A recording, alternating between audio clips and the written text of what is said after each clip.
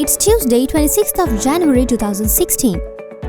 This is Sylvia Shivamurthy and you're listening to the newspaper reviews on www.athavaneng.com. Let's now look at the newspaper highlights in daily news. The top headline says, Magistrate orders arrest of Gnanasara Thera. Homagama Magistrate Ranga Disanayaka yesterday ordered the police to arrest and produce in court Bodubala Sena General Secretary Venerable Galagoda Atte Gnanasara Thera over several offences including obstructing court proceedings.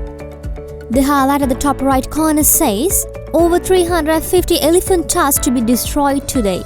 Over 350 elephant tusks worth 4 billion confiscated by the Sri Lanka Customs will be destroyed at Golfish today in conformity with international norms and practices.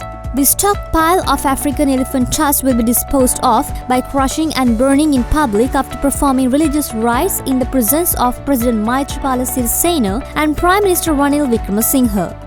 And the highlight at the middle says, over 50 ex-LG members in Kurunegala say will contest under new front. A group of over 50 former SLFP local government members, including former chairman and vice chairman of Pradeshya Sabhas in the Kurunegala district, said they would contest the forthcoming local government elections under a new political front formed under the leadership of Kurunegala district parliamentarian and former president.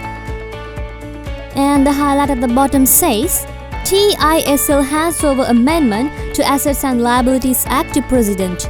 Transparency International Sri Lanka handed over an amendment drafted by it to the Declaration of Assets and Liabilities Act to President Maithripala Sirisena to enable the sharing of information pertaining to the assets and liabilities of people's representatives, TISL Executive Director Asoka Obesekara said.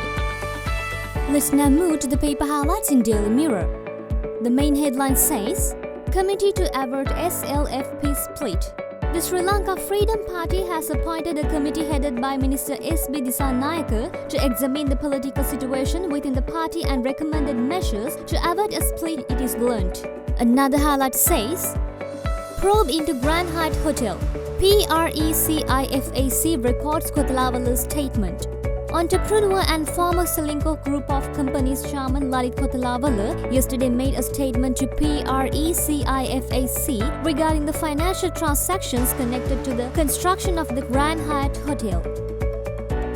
And the highlight at the middle says, Bhikkhu Bill a timely need, says Asgiriya Madanayaka Thera. While stressing that it is a timely need to have a Bhikkhu Katikavat bill, Askira chapter Madanayaka Venerable Galagama Sri Arthadasa Thera said there was a misconception in society about the bill due to some of its contents. And the highlight at the bottom says, Doctors in Kidney Scam. One of those named is a member, says GMOA. One of the 6 doctors suspected of being involved in the kidney transplant racket is a member of the Government Medical Officers Association, Assistant Secretary Haritha Alutge said yesterday. Another highlight says, CCD to probe kidney racket. Police Chief N.K. Ilangakon yesterday instructed the Colombo Crimes Division to investigate the alleged kidney transplant racket at some private hospitals. And now it's time to move to the paper highlights in Ceylon today. The main headline says, Minister versus Minister. Daya Gamage takes interim order against Champika Ranawaka. Court of Appeal yesterday issued an interim order against Minister of Megapolis Champika Ranawaka, preventing him from acquiring a plot of land owned by Minister Daya Gamage. President of Court of Appeal Vijitha Malalgoda and Justice Devika de Oliveira took the decision after considering an appeal by Gamage and 3 others. Minister Ranawaka and 3 others have been accused. Another highlight says, Kidney transplant scandal. CCD summoned to inquire into allegations. Another highlight says, SL to fulfill Rights Council call for justice.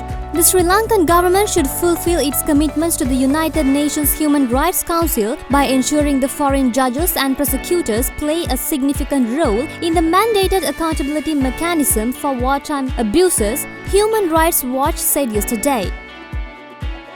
And the highlight at the bottom says, SL pledges to protect endangered wildlife. Minister of Sustainable Development and Wildlife Gamini Dravikrama Pereira has reiterated Sri Lanka's commitment to protect endangered wildlife species.